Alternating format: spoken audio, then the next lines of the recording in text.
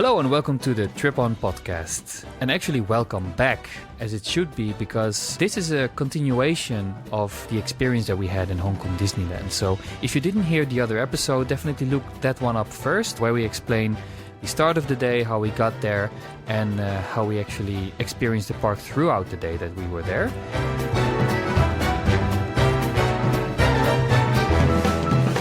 Yeah, welcome back. And besides what we did discuss in the previous episode, we would like to take some time to reflect on our experience and show our professional opinion. You as an architect, but also with experience in theme park design, and for me definitely also as a designer in the theme park industry, because there's so much here in this park. I mean, of course you know that when you're going to discuss a Disney park that the level is going to be high.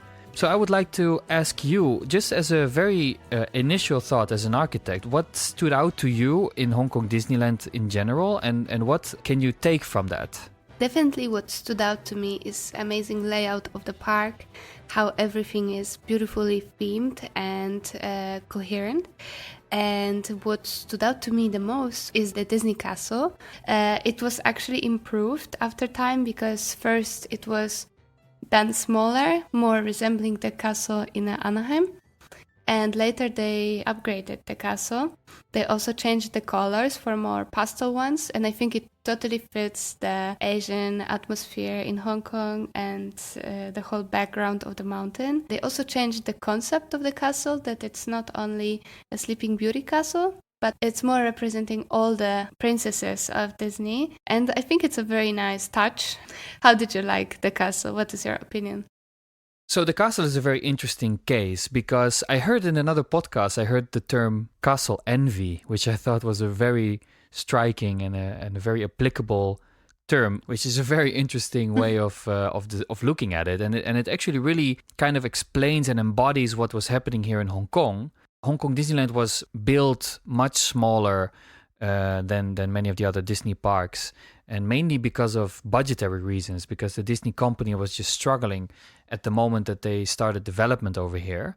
Of course, the Disney Castle, the original in Anaheim, it almost has a monumental status because it was the castle that Walt Disney still worked on. And over there, that status is kind of more important than the actual physical impact of it. And of course, with a new Disney park in Hong Kong, which opened decades later, you don't have that status with the castle. So having such a small castle, especially with the big mountains in the background, it was really underwhelming. I think one of the things that you notice in the old photos is that the castle in Anaheim works because Anaheim is really flat. So the castle is going to be always the highest building, the highest object in the park, which creates a pretty strong contour. In Hong Kong, the mountains are pretty high behind the castle. So with the little castle in front, the forced perspective just didn't work that well, because it just made it look very small. And the term castle envy is just really funny to me, because right around the time when Shanghai Disneyland was introduced and they were presenting the designs, it was also presented that Shanghai would get the biggest Disney castle ever. And it wasn't only going to be a castle with a shop in it or something. No, it was going to be a castle with multiple functions. The Shanghai castle even has an attraction kind of integrated into the castle. So with Hong Kong quite recently opened with the smallest castle, and then Shanghai getting the biggest castle ever, it just felt really unfair to Hong Kong. Especially with, of course, already the problem that Hong Kong and Shanghai are both trying to get their guests from China. So what Hong Kong did, they just really demanded a new castle. They wanted to have a castle that stands out, that is unique. This is the first park where they actually adjusted the Disney castle. Plus, it's the first castle that was designed by the same guy as Shanghai. So this guy actually designed two castles, which is pretty cool on your portfolio to have been responsible for two Disney castles. For sure. And if I may add to it, I also very much admire how they honored the old castle by not demolishing it, but keeping it and just extending. But the silhouette kind of is there, so it's a nice touch to the whole story. You can still see the little cute Anaheim version Disney castle there on the bottom, and then you realize how much this castle actually expanded, especially vertically. It's very impressive. It's also nice that they kind of continued with that style, but they expanded on it. So this castle also, it has a little bit of this Asian, like Chinese vibe to it, it seems, right? It doesn't look totally European. Yeah, but the proportions are working very well, even though it's like an add-on. So it was a much, much bigger surprise to me than I expected. It's pretty impressive. And I think this castle also has the tendency to change during the day in its appearance, because it is just a very specific color palette. So I have the feeling that in the evening, when they're lighting the castle up with the pink light, which kind of turns on when the sun is going down, the castle looks completely different. With the golden hour, it is working very well. Yeah, it's really beautiful because it has a lot of gold on the roofs. And then I think the way to describe the castle is that, yes, it's very big and it's very detailed, and I was a bit afraid that it would be a bit too overwhelming. But I think you can say that it's a very classy castle. A landmark in itself. It's almost impossible now to look at this castle and not immediately recognize that that is Hong Kong. Yeah. What's also interesting, it's the fact that it wasn't only the castle that is honoring Anaheim, the original park, but also the main street is actually built with wood, just like the original Disneyland in Anaheim. And it seems that they really took the original drawings and based most of Hong Kong Disneyland on that. Even though Magic Kingdom in Orlando or Tokyo Disneyland and Disneyland Paris were built with steel structures. And you can actually feel it also in Hong Kong, that it feels smaller, it feels more like a little town, and because of the wooden structure it feels a bit more maybe authentic, and it reminds of Anaheim as well.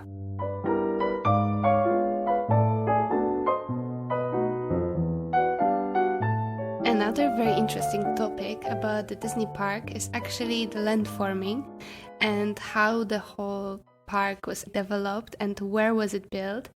And maybe we could discuss it a little bit more into details. Disney was looking for a piece of land to build the park on in and around Hong Kong. But as we know, Hong Kong is actually a very limited territory in general.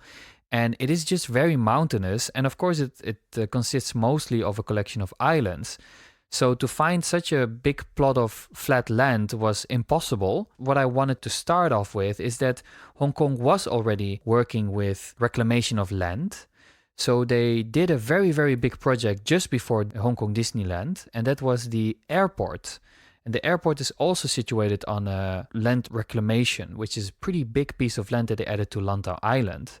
The interesting thing is that Hong Kong, as a government, was finishing the international airport, which opened in 1998. And that was the last project that was done by the Hong Kong government independent from the Chinese government. And Hong Kong agreed with mainland China that they would finish the airport before the handover of Hong Kong to China. So the Hong Kong government actually was, of course, by that time pretty experienced with land reclamation. And they continued the same process of winning land for Disney, but that was the first project under the Chinese government. So it was a pretty big thing. It was also a kind of a landmark for the collaboration between Hong Kong and China, and acknowledging that from that moment on, it was Hong Kong part of China. And I think it was a huge investment, which was not only beneficial for Disney, but also for Hong Kong in general, because the development of the island and airport as well was also one of the reasons why the tourism boosted in the last years in Hong Kong. Also, what is interesting in this whole story is that originally Penny's Bay was not suitable for large-scale construction. there were, of course, many environmental considerations. Like one of them, of course, was the marine life and the preservation of the natural habitat. But there were also plenty of studies that were conducted to ensure that the construction would minimize the harm to the local ecosystem for the fish and also the coral reef that is present around. They also took some ecological measures, and the project had to comply with strict Hong Kong environmental regulations. So it's very impressive project because the whole Disney Hong Kong is built on an artificial island through the extensive land reclamation. Yeah, and Hong Kong is known for preserving nature or trying to preserve nature as much as possible next to the very, very intense, of course, city development. So it was important also for them to do this right. Of course, it didn't come without its controversies because it's still, of course, kind of like an interference with nature.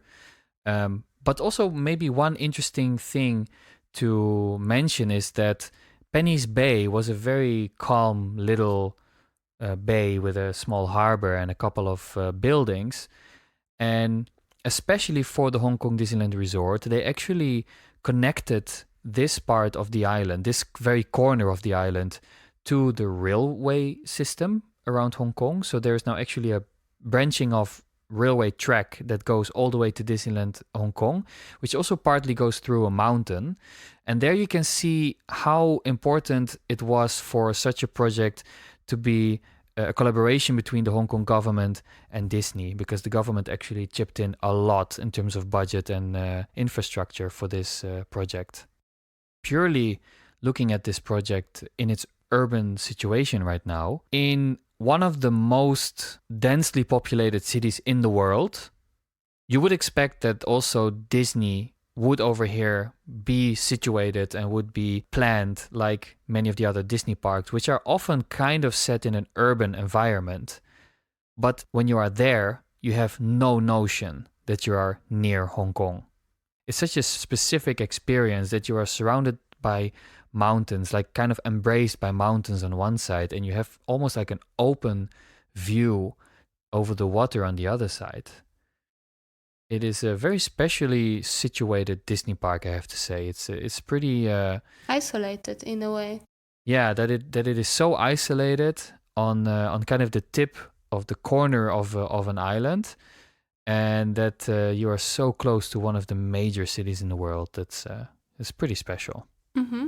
And also you would think that there might not be a chance for future expansion, but actually if you look at the Google Maps from the top, you can see that half of the area is empty, and maybe in the future they actually have a chance to expand it, which is quite unique because many parks are already very limited by the neighborhoods or villages around, and they cannot easily expand, but this one could actually be double the size. Yeah, and this is also an interesting part of the story, because when they did the land reclamation, they prepared a much bigger plot of land than only the part that was needed for Hong Kong Disneyland itself.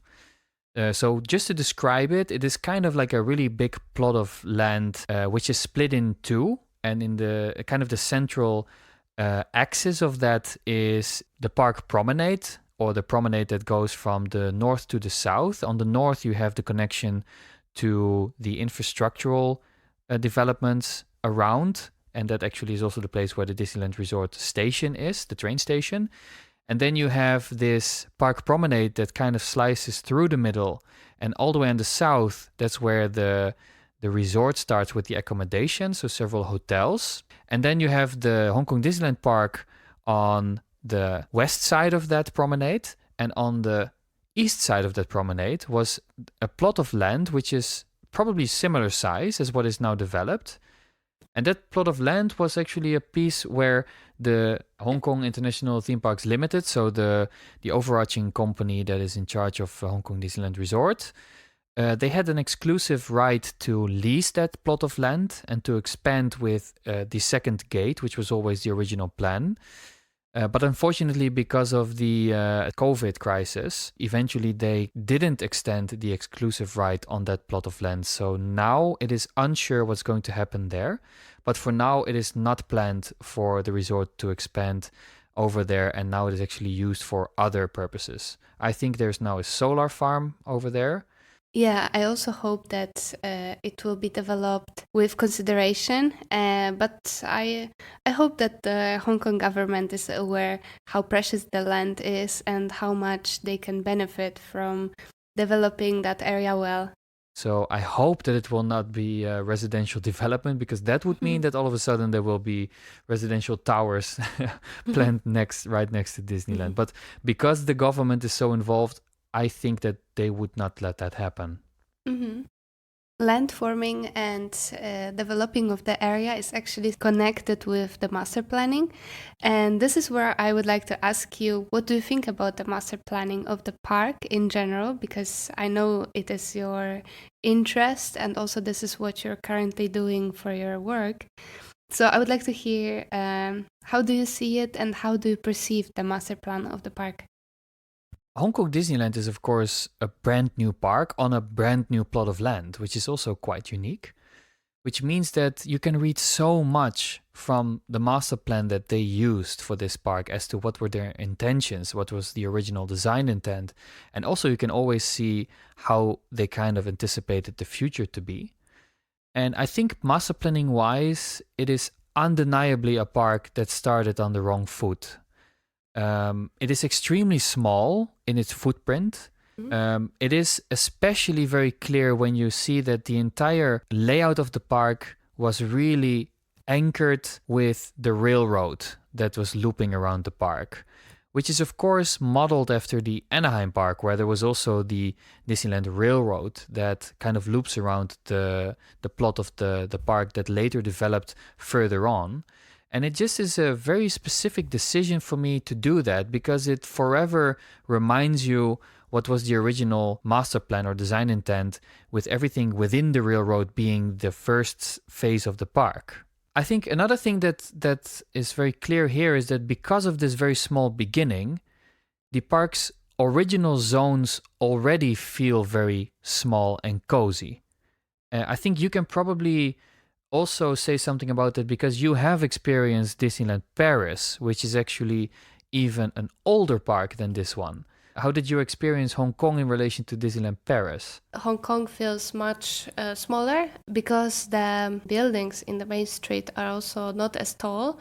It seems more enclosed and I would say more like a small town feeling. Also more narrower in a way, the pathways. I think maybe they expected less guests as well. So the spaces are in general more narrow, I would say. Yeah, it feels much less like a big Disney resort that is already prepared for massive crowds. It's much more like a regional park that has the Disney magic, but which is supposed to serve a certain amount of people max. You have places to actually rest from people. This is also thanks to that garden that is just behind the castle, where you can just a bit unwind, let's say, and just spend time more in a quieter environment surrounded with the greenery. Yeah, I think that definitely contributes to how the park feels, because I have the feeling that this park already in the design feels a bit more organic as how the pathways are laid out. It doesn't seem to have many big boulevards or very large, long, straight pathways. Mainly also because of what we learned that in Feng Shui, straight pathways are actually avoided most of the time. It is always better to have a slight bend or to have curves. And you can really see that in the master plan over here, that the only main pathway that you have here is actually the one that leads from the main street until the castle. And the rest of the park seems to be pretty organic in shape. So it's all more spiritual than we actually think it is. There was a lot of little Chinese emphasis during the design process, and also some higher or more spiritual beliefs connected with the whole design of the park. Yeah, it's very interesting because you see that on different values, you get a completely different park, even though it is modeled roughly after the Anaheim park. I do want to say, though, that even with this very small footprint, it kind of also reveals that designing a theme park with a fixed master plan, with, in this case, of course, the very clear distinction between the classic lands, the Tomorrowland, Fantasyland, and Adventureland layout. In a way, it also limits you in a certain expansion freedom for the future. Because in this case, you can see that when they expanded anything in this park, they had to cross the railroad and they had to kind of attach to the original master plan. And you always felt in a certain corner or a certain passage, or a very good example is the pathway that leads to It's a Small World and kind of like continues to the world of Frozen, that those are very clearly expansions that are like attached to the original master plan. And one thing that stands out is that the Jungle Cruise is such a big attraction that it didn't allow them for that entire corner of the park to continue a pathway outside of the main railroad line. So over there, to reach Mystic Point, you have to go through Toy Story Land, or you go through the Grizzly Gulch Land. And that seems to be, not something that you would normally do as a master planner, because Mystic Point is so different in style and atmosphere from Toy Story that you would normally like to give that its own little loop or corner, I think. Although I have to say that the world of Frozen, which of course is the best, I think, to visit when you pass under the railroad track from Fantasyland, so not from the It's a Small World side, but directly from Fantasyland, it does benefit from the fact that you have to pass under the railroad track, because you actually walk under the track and then the world kind of like opens up to you. The entire zone opens up to you as a big panoramic vista. And that's a very, very impressive sight to see. Mm-hmm. And talking about the world of Frozen, this is a land that opened quite recently, actually, in Hong Kong. This zone, for me, is really a masterclass in sightlines and in depth and in perspective shift, because this zone seems to really embrace you. On the left side, you have Arendelle. In the far distance, you have the castle. And then on the right side, you have the beautiful mountain with the rockwork and the waterfalls. Almost like a postcard in front of you that it couldn't be more perfect, I think, in terms of the visual spectacle. What do you think? The fact, like you mentioned, that they use the mountain and there is the lake, and you just can roam around and see the whole village, and the way that the buildings are set up, you just really feel like you're in that land. And the facades of the buildings are just so detailed. So I can imagine only if you're a small child who've seen Frozen, you can definitely feel like you are in the movie.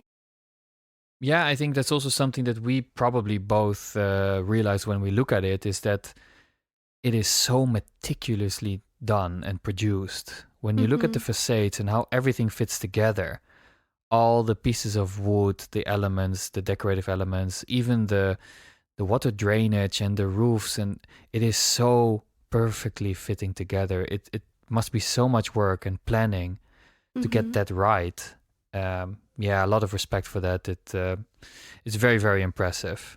The Wandering Oaken's sliding sleighs, I think that ride especially serves very well as a set piece, because of course it is a family coaster. It's very short as a coaster, so it's not a very impressive ride experience, but it serves so well as a set piece with the mountainous setting that it is in. And there's also something that I think this land does very well, that it has everything that a land needs. So it has like the full offer. Like it has F&B point, it has a merchandise point, it has a dark ride, and it has apparently there's like a meet and greet photo experience, and it has a family coaster. But I do think that it feels quite small. Yeah, I can agree with you that this part definitely felt small. It in a way fits also the small and cute park of Disney Hong Kong in general.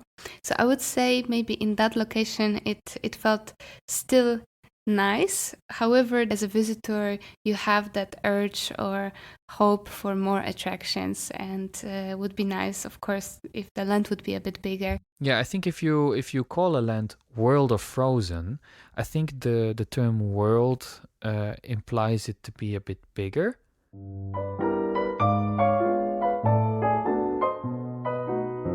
That brings me to another point, which is actually a point that I wanted to address concerning mini-lands.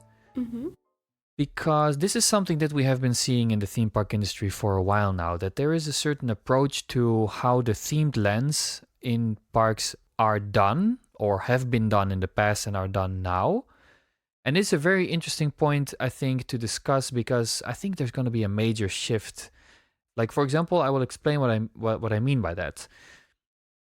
Originally, Disneyland kind of had overarching general themes for each of the land in the park. And each land kind of had its own design language. It was set in a certain time period, and it was always meant to kind of coherently have one thematic consistency over the whole land. That was at least the original design intent when it started. So I will give you an example. So for example, Discoveryland in Disneyland Paris, which is kind of the Disneyland Paris version of Tomorrowland. So Tomorrowland was traditionally very white and very clean lines, retro, futuristic, kind of like a design language that was an imagination of how the future would look. And it was much more sci-fi in America and in Japan. And in Paris, they actually chose to base it more on the European vision of the future, which was, in this case, more based on Jules Verne's vision of the future, which is a bit more steampunk style with a lot of steel and glossy materials. And it's a bit more colorful. It's a very beautiful land, especially because the whole land has this thematic consistency. And this design language was originally rolled out over the entire zone.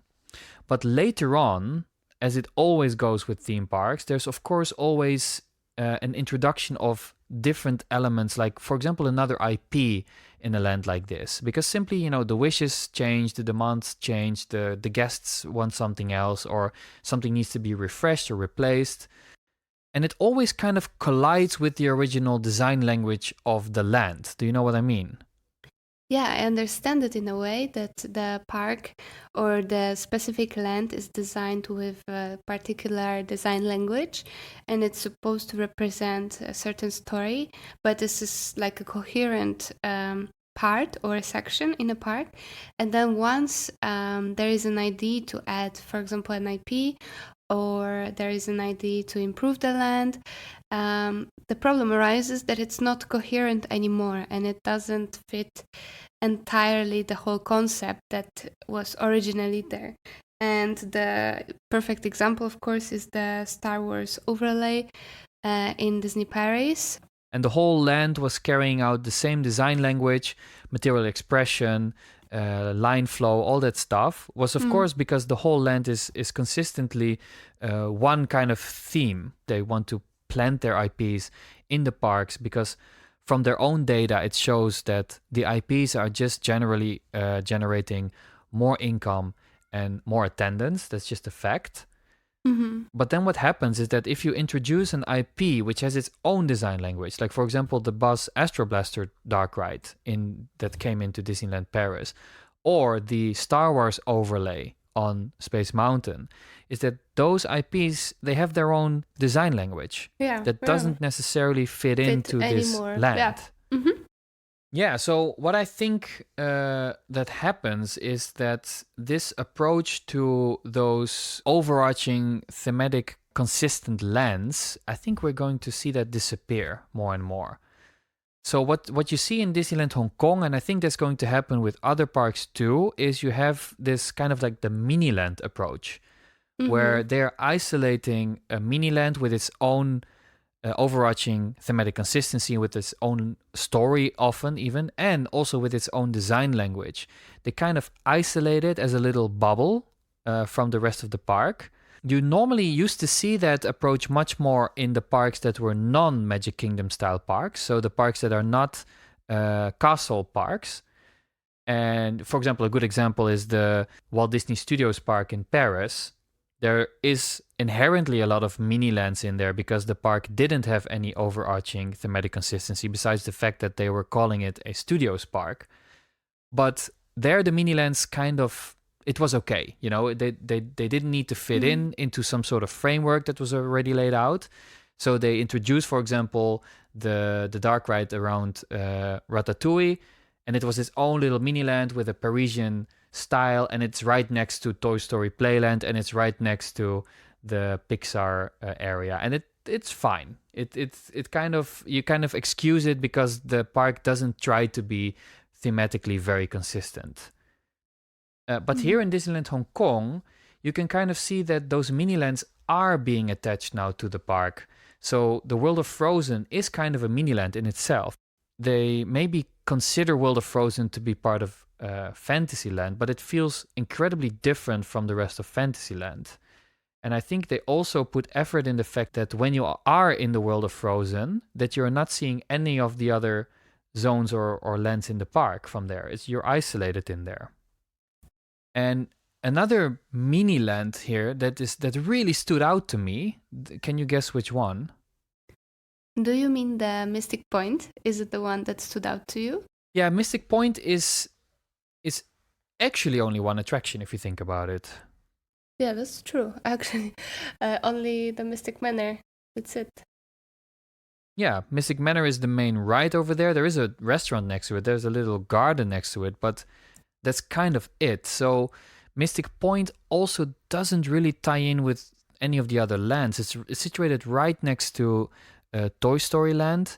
And on the other side, you have the Grizzly Gulch. Grizzly Gulch is an American-styled land. So it's the typical frontier land style. And Mystic Point is supposed to be... I don't know, actually, if Mystic Point... Where I have it, Mystic Points. Lord Henry Mystic. British Manor, set in the tropical rainforest. Yeah, so it's supposed to look like it is uncharted rainforest in Papua New Guinea. Yeah, okay, so that is not that's not consistent with that doesn't tie into any of its environments or in its surrounding lands. Because right next to that is Grizzly Gulch, which is also a pretty small land in itself, which kind of also is a mini land, because that is the frontier land atmosphere over there. Right next to that, you have Mystic Point, and then right next to that, you have Toy Story Land, which is all only reachable with a main pathway that kind of like runs through them.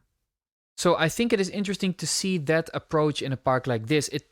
It kind of has pros and cons to me. One pro to me is that it is making an area more self-contained, which means that you kind of treat it more as a standalone themed area that is less prone to clashing with other styles that happen inside of it, or with other IPs or design languages that are trying to be placed within. But for me, a very clear con is that they are generally a bit lazy, those mini lands, because they are not trying to integrate into kind of the fabric of the park. They are basically just little themed areas that are standing separately within the overall master plan of the park. So, for example, those mini lands, they're often very contrasty with the lands that exist next to them.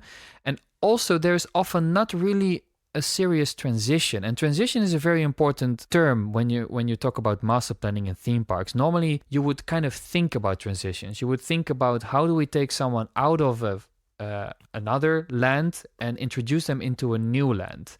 Like, what is the threshold? Where does it actually transition into a new themed area and a new story? There are a couple of lands in the world that do it really well. Like, for example, the original Disneyland model is very literal. From the main hub in the middle of the park, normally you would be introduced into the themed lands by their marquees or their entrances. So, for example, the castle is always the entrance to the Fantasyland area. Normally the Frontierland had its own even like literal marquee, like a gate, like a wooden gate that you would walk through. And also the Adventurelands always have a marquee. Also here in Hong Kong there is a very clear marquee. In general, I think that those mini lands, they are a little bit lazy. They're just like placed there and you just walk in and out of several different mini lands while you walk through it. Often I also have the feeling that they offer less dwell time in general. So one mini land is often a less complete immersive experience than an entire theme park land. Like, for example, the Mystic Point is, as a land or as an immersive experience, it is pretty limited. How can you name a space a land if there is only one attraction in it? Maybe, like you say, it's not really enough to name it a land already. It's almost as if there is no longer this goal to make one land, let's say, which normally I think should be a land, should kind of offer a whole palette of things which increases your dwelling time, and it kind of serves the entire extended family, let's say. So you have an infill, you have a big ride, you have F&B, you have merchandise, and preferably you have some sort of general space where you could also spend time. Toilet blocks. Yeah, exactly. Or it's almost as if a land in a theme park serves as a little theme park in itself within the general master plan. And I have the feeling that we're kind of letting go of that, and that's also why I have a bit of trouble with the word world in World of Frozen. Although I think the World of Frozen here in Hong Kong is just about big enough to consider it one themed land. I wouldn't call it a world though. I would call it a land. Or maybe even it's safer to just call it Arendelle, because it's more like the city from the movie, which is also why I'm a bit afraid that the World of Frozen in Paris is going to be smaller than the one in Hong Kong. That's also what I'm wondering about in Disney Paris, because they're for now planning to open only one attraction. And it's going to be even smaller than in Disney Hong Kong. And if here we are already wondering if it wasn't too small, then the question is, how is it going to be in Paris? And yeah, we'll find out once the construction is over. I talked about it with the Imagineers from Disney, and they said to me that originally they planned to open also the family coaster.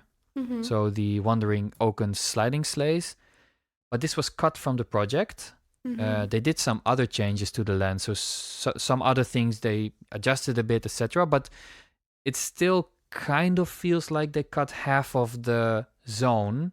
It will be pretty small in Paris. I really hope that it will not underwhelm, especially with now the one in Hong Kong already being open and being pretty impressive actually as a land, but already felt quite small.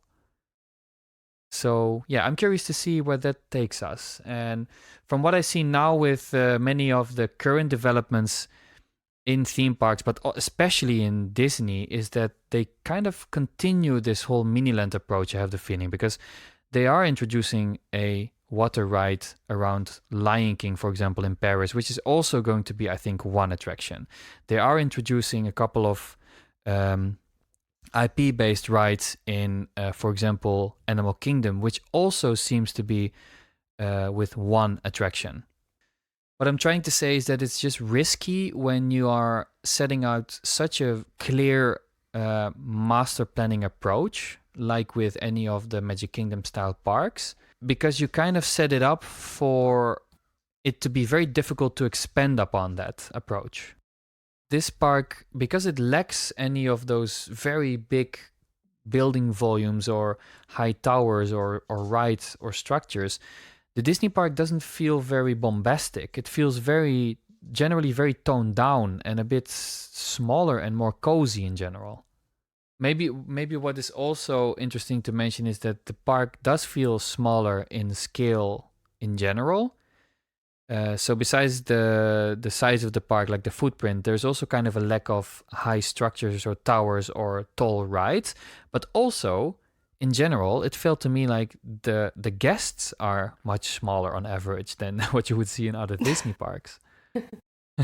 Yeah, for sure, because the society is less tall. The thing is that it kind of works better with the environment.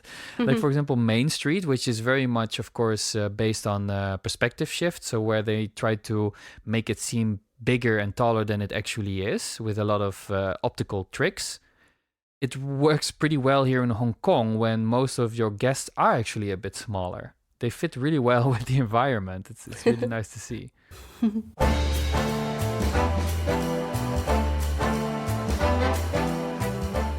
Let's go to the point room for improvement, where we actually discuss what we think could still be improved in an experience like this. How do you look at it? Yeah, so I could actually say something that you were mentioning while analyzing the master plan. So for me, maybe some of the lands could have a little bit more of an offer, like not just one attraction, but also some F&B point or some chill area, maybe one more attraction even. Maybe the Frozen Land could have a little bit more, because it was very nice to be there, so to be able to spend even more time. But in general, of course, my experience was very positive. So I guess I would like to add a bit more, just to be able to spend even more time in the park, because it was so pleasant. I totally agree with you. I think what I also often see in theme parks, but I especially also noticed it here in Hong Kong Disneyland, is that sometimes there are locations where you would just like to have a terrace. And I think for Frozen Land, I would have loved to sit down on a terrace on the water. Mm-hmm. And they didn't really plan for that. There is a F&B point, but it's not really a restaurant or a sit down. It's more like a sweets shop, pastry shop. Mm-hmm. And there's several places in the park where I think it would have been great to have a place to sit down and enjoy the land for a longer period of time. I don't know if they do it on purpose. I think they probably really thought about that, and there's probably a really good reason why they don't do it. But it would have been great to expand your dwelling time, or expand the time that you actually stay in a zone by, for example, being able to sit down and order something to drink or eat. Mm-hmm. Yeah. In such a nice location. Yeah.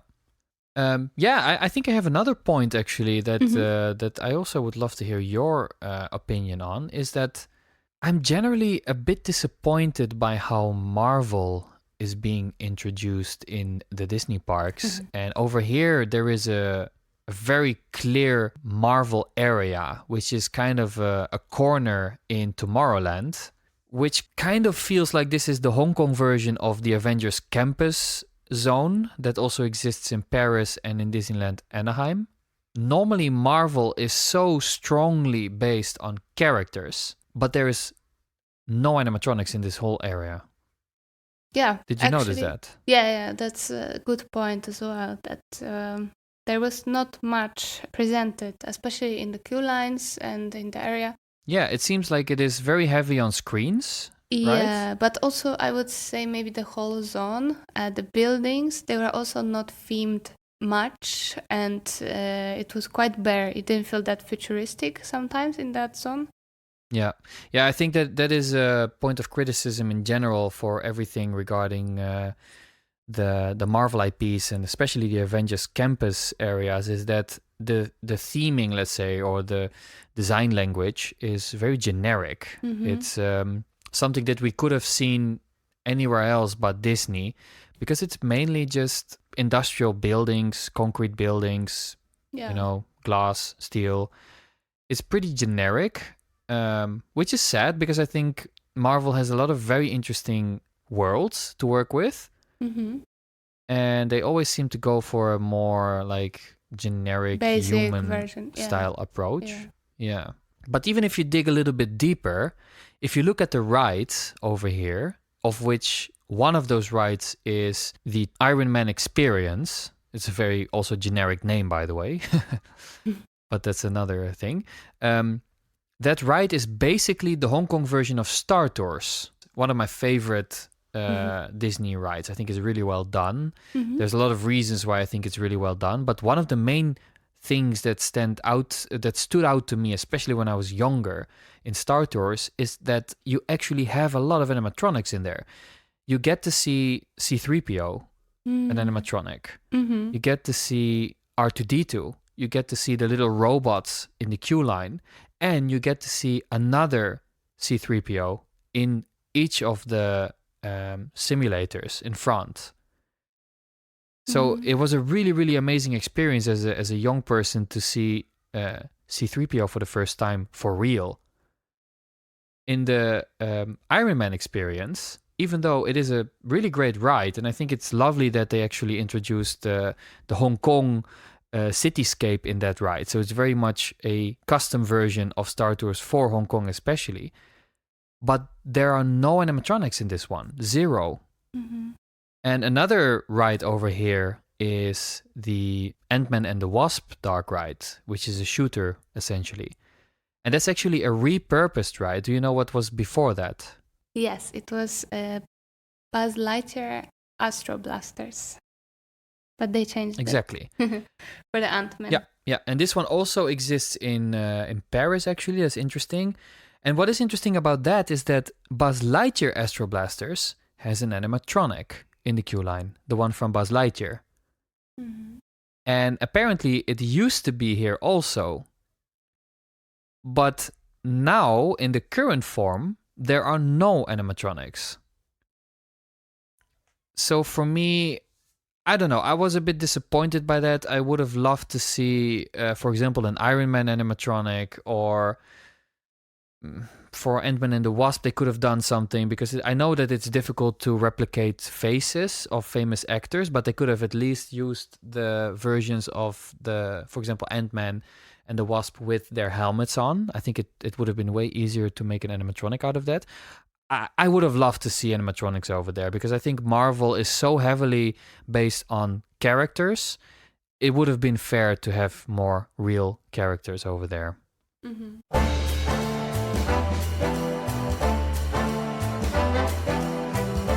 Yeah, then we go to the grumpy minute. So what is something that was actually maybe negative, or something that we encountered that we experienced that was really ruining something?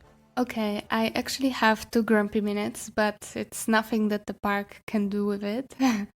One of it is the weather, but unfortunately it's such a climate, we cannot really be too grumpy about it. It was pretty cloudy and rainy during the day.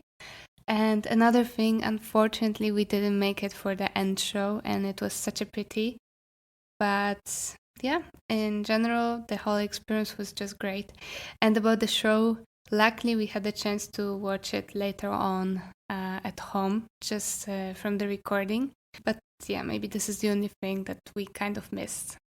But I would like to hear if you have something to be grumpy about. Yeah, I think maybe we were a bit grumpy that we couldn't see the end show. I think you're right. But I think in terms of our experience, I don't have anything there. Yeah.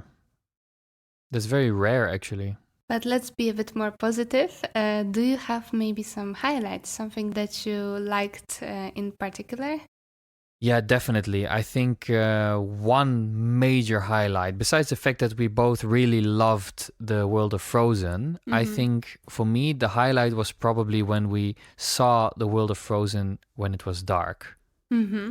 Because that zone, it is already really, really beautifully laid out, but that zone is such an amazing sight when you see it with all the show lighting on.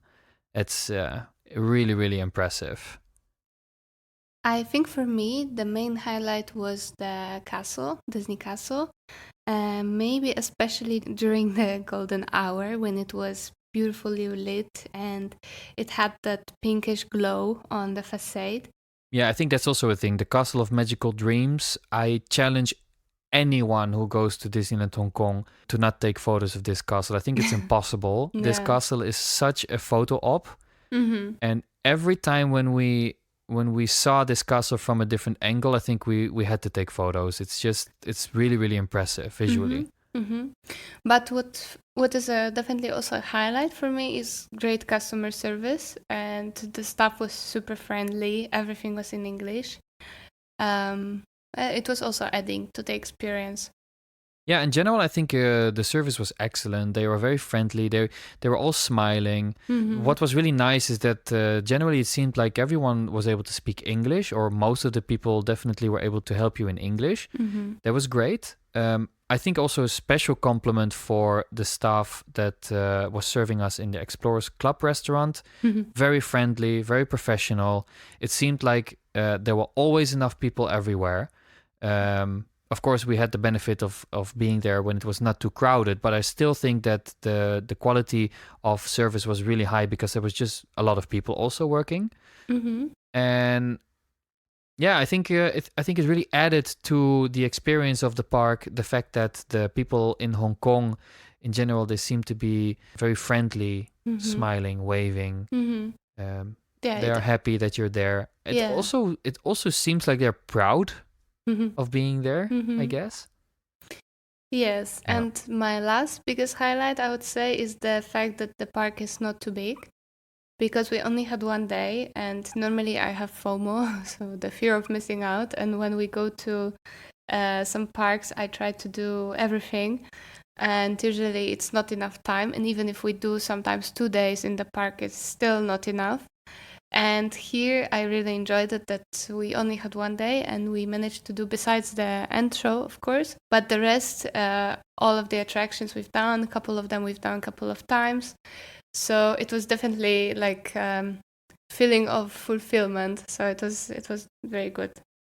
Yeah, I think that's also a thing that normally you would have to visit a park multiple days in a row, or you would have to kind of like buy a fast pass or a lightning lane or whatever kind of system to skip lines to experience more.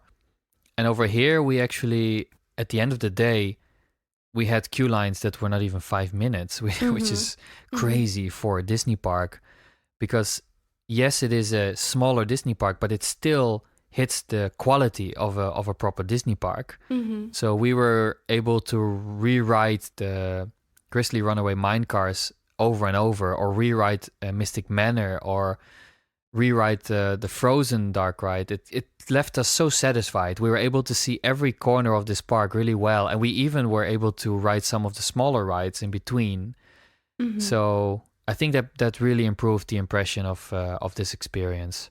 What was also definitely a highlight for me is the mountains. I think it is just really, really special to have a backdrop of very lush green mountains behind a Disney park. It's really, really a different experience.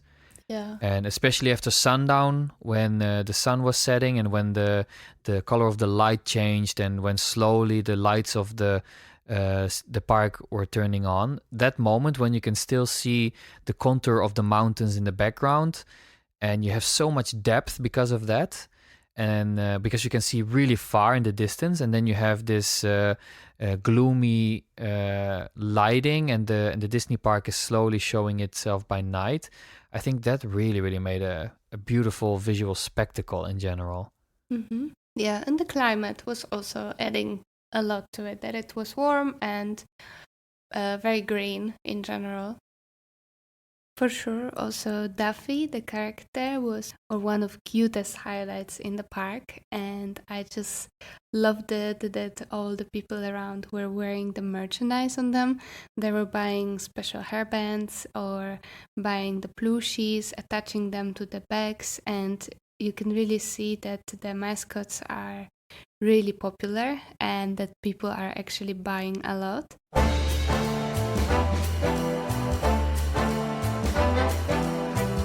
All right, so let's go to the rating. Well, we are pretty positive, of course, about this experience that we had, and we both filled in the theme park review form, which we normally do to get to a certain rating, to a certain number that we would give the end score. So I would like to hear from you what was scoring the highest on your theme park review form, and what is your final end score? My end score for the park is 9.7, and actually everything scored in general very high, but the highest points I gave for attractions and experiences. So friendliness, overall level of theming of attractions, level of quality of queues, and family coaster offering. I think this park is just perfect for that. And I also gave very high score for park layout and guest flow, authenticity and material integrity, and the park state and upkeep. So this part also had a lot of points from me. I'm also very curious, what was your end score and what scored the highest? Yeah, for me, it's pretty similar, actually. My end score for the park in its entirety was 9.6. Very similar. It's very, very similar. It especially scored really high on show integration, story, and content. Because I think that those points are actually considering the dark rides or show-based attractions, the immersivity and the theming level, the show integration and effects, and, for example, the IPs, the narratives, and the mascots. And for me, almost all of that is scoring a straight 10, because I think it is really, really a high level over here. It's generally, of course, Disney quality, and Disney doesn't really let you down in that regard. But I think this park actually has a couple of really, really cool rides that are unique even to the park. And I think you have to go to Hong Kong to experience that specifically. Okay. Yeah, so 9.7 and 9.6. That's really good. Yeah. And so what is your score for service and personal experience? It scored even higher than the average of the park, because it scored over there 102% of the park score. So I think the staff, the professionalism, the behavior, the efficiency, the cleanliness and upkeep, which is also a very good point, it is exceptionally well over here. Really, really well done. Okay, so it scored even higher. For me, it scored the same as the park. So I didn't change it.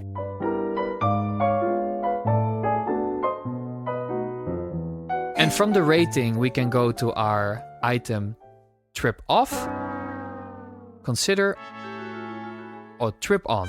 So would you say, Alex, I'm interested, is this a trip off? Avoid this place? Consider this place. If you're nearby, try to make it out there. Or would you say, come on, you have to see this? Definitely you should see it. So I would say it's a trip on from me. And what do you think? Yeah, of course, I'm a little bit biased because it's my field of work, but I would definitely recommend people, if you're interested in theme parks especially, don't consider like this is a Disneyland, so it will be similar to Paris. No, it's not. It is very unique, and it's very uniquely situated. I would definitely say trip on. Try to make it out to Hong Kong Disneyland, and not only to Hong Kong Disneyland, Hong Kong in general. It was very impressive.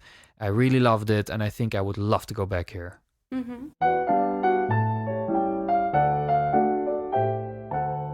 The next point is what's next? And this is actually interesting because Hong Kong Disneyland has already, through Walt Disney Imagineering, has already announced that they are going to open a Spider-Man attraction with probably a very big role in there for Doc Ock, the villain. And I think that's very exciting news. I really, really hope that this attraction, which is going to be, of course, added to the area with the Stark Expo, so the Avengers area or the Marvel area, I really, really hope that with this ride they introduce some animatronics in there. That would be great.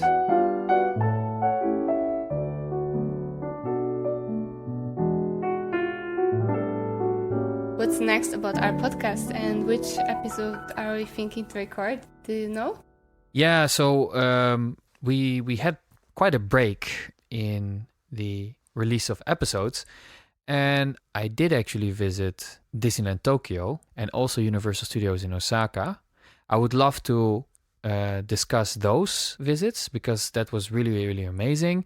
But also, I would love to spend a bit more time on the topic of architecture because I think there's a lot of interesting stuff that we can talk about. And I already have some interesting ideas about it.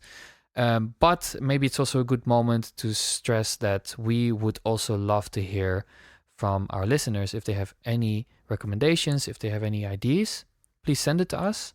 And we're happy to see what is possible. Yeah. So yeah, that was our experience in Hong Kong Disneyland. Then it only leaves us to say, as always, our tip: go on and plan your next trip.